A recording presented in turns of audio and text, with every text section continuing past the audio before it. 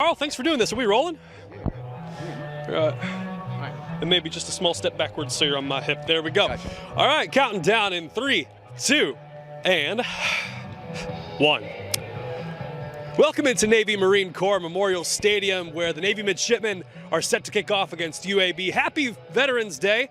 Alongside Keith Mills of the Navy Radio Network, I'm Luke Slaybaugh. And Keith, this is a must-win for the Mids. It's a big one. If the bowl situation is still relevant with this Navy football team, haven't been to one since 2019, so they really have to win 3 of the next 4 games, and you want to get this one today. They're back home. It's Veterans Day. A lot of emotion around the yard, around Annapolis, around the country, honoring the many veterans, and of course, these young kids. Many of these players we're going to watch today for Navy has, fathers and aunts and uncles and grandparents that serve. So this is a big game, obviously, for that, but also to try to right the ship. Navy has struggled the last couple of weeks trying to generate enough offense to compete with some of the teams they have to right now. So, yeah, big game, no question about it, and want to take care of home field.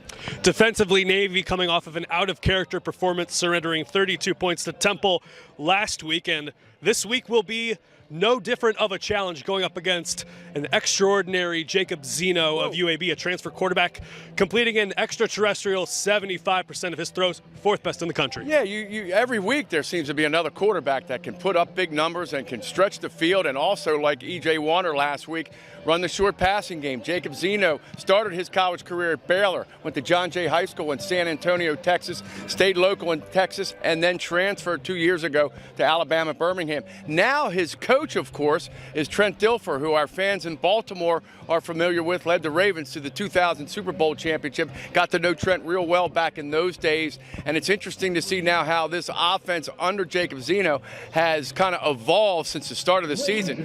400 plus yards passing again last week. He's averaging about 300 yards a game, and man, he has some dangerous weapons on the outside as well. And again, it never ends for Navy. The challenge for Navy's football team: try to shut down an explosive offense. Dilfer, one of the more charismatic coaches in the American Conference, saw him shaking hands, chatting it up with MBD Williams Jr. in the end zone. Tight ends coach John Williams knows many people on this staff from his time playing and coaching in the state of Alabama. However, this is a first-time meeting, an inaugural matchup between 2 programs. How does that affect the dynamic, Keith? It's funny because Alabama was kind of surprising when UAB kind of hired Trent Dilfer because he had no college football coaching experience. He came from Lipscomb Academy, really high-level prep school in Nashville, Tennessee. Had been there a couple years, won a couple of state championships. He had run a variety of quarterback camps for kids, has a tremendous reputation around the country in regards to how he develops quarterbacks, and we're seeing that now with Jacob Zeno.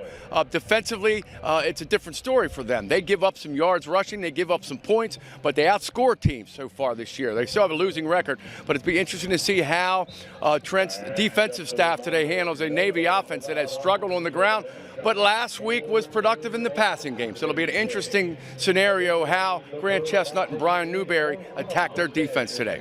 We saw some oomph in that arm from Xavier Arline last week that we might not have known existed until then. A clutch touchdown pass to Eli Heidenreich in the 3rd quarter. What's the key for the offense today to get out in front? Yeah, Brian Newberry said a couple of keys. One is to actually get better production on 3rd down. They had some decent production on 1st and 2nd down, unable to keep the chains moving on 3rd down. They got to straighten that out. 2, got to be a little bit more diverse on offense. Really didn't throw the ball a lot early in the game against Temple. Temple came with 8, 9 men in the proverbial tackle box and made it really difficult for Navy to throw. So don't be surprised if Navy comes out a little bit more diverse early in the passing game, since it was successful in the 2nd half last week. Remember, Navy forced 3 straight turnovers last week. We're down 17-0, forced 3 straight turnovers, came back thanks to that big touchdown pass from Xavier Arline to Eli Heidenreich, and then got back in the game. They were down 2, needed a stop, couldn't get it.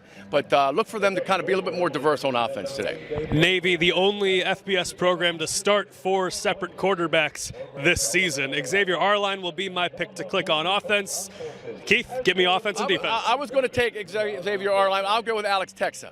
Another key to this offensive production today, if they can get it, is to get Alex Texa, Eli Heidenreich, and Brandon Chapman more involved in the offense early early in the game. Their touches were limited last week, and that's going to have to change in Brian Newberry's eyes. We'll see if Grant Chestnut can do that. I'll go with Alex Texa, and I'm going to go with Ray Lane today on defense. Ray had a couple of penalties last week, which were costly. Look for him to bounce back today. He's still their best playmaker in the secondary, and against this high-powered passing attack, look for him to make a statement today in the secondary. Keith, you raise a good point. The O-line was dinged up quite a bit last week and still going through some growing pains in middle of the season. You're going to be banged up. However, no pre-snap penalties against Temple. That has to be encouraging. Absolutely. There were 4 special teams penalties, which really hurt, according to Brian Newberry. But offensively, and you got to give a lot of credit to this offensive line because they're playing really hurt. Connor McMahon, Josh Pena, Javon Bouton. Those guys have been playing hurt for the last couple of weeks, particularly McMahon and Pena.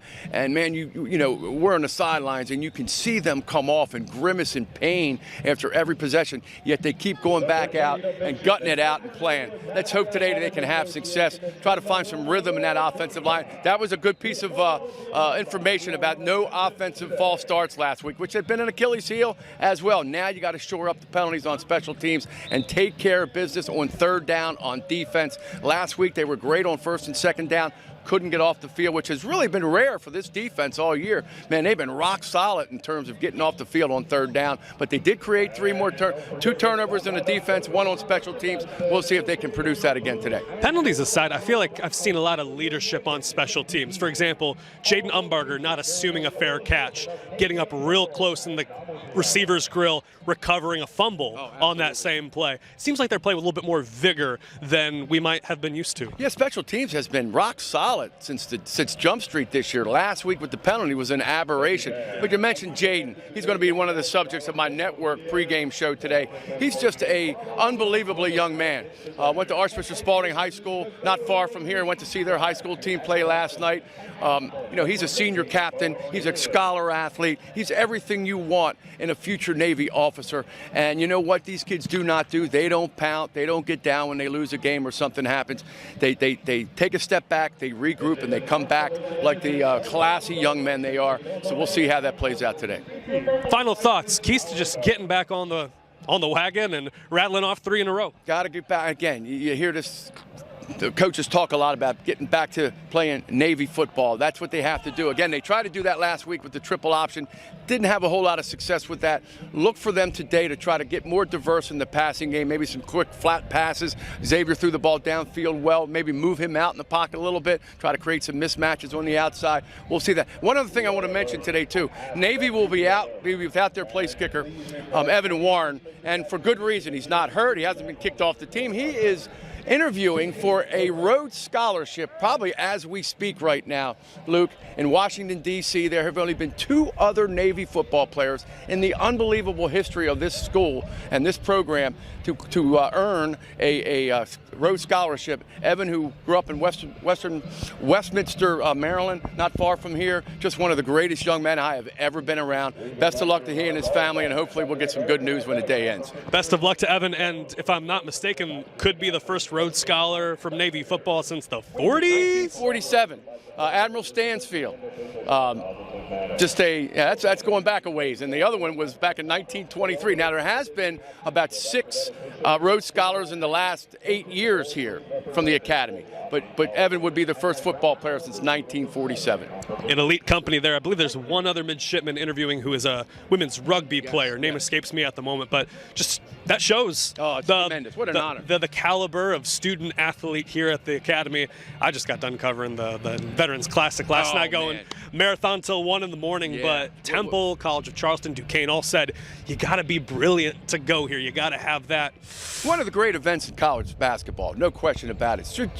It should start getting some national recognition in terms of TV and the media, because what these kids that come into Annapolis learn about what the kids going to school here do is pretty impressive. Yeah, CBS Sports Network was there. John Sadak on the call, did an amazing job. Really great event. We still got you for a few minutes, Keith, before you got to prepare for radio. By the way, Navy Radio Network, And Pete Medhurst and I, Joe Miller, Scott Wyckoff, will have the official call for the network. Our pregame show starts in a couple minutes at 2:30. And, yeah, you want to protect home field today. Ty Levitine started the season at quarterback. And, of course, we saw Braxton Woodson play a little bit of quarterback. Now we got Xavier Arline. It's been, quarterback by committee. I thought Xavier, after the first quarter, played really, really well last week. He's been there, done that. He's played against Army a couple of times. Hopefully he can have a big game today. The whole Navy team's got to respond to adversity. He's Keith Mills of the Navy Radio Network. Be sure to tune in. He, Keith, Pete Medhurst, Scott Wyckoff, Joe Miller, all of them put out a sensational product on game day. I'm Luke Slaybaugh. Go Navy, beat UAB. And, oh, by the way, Navy volleyball tonight at 8 o'clock. Got to beat Army. Right? Navy rugby beat Army last night on a walk-off kick. It's a great time to be here in Annapolis.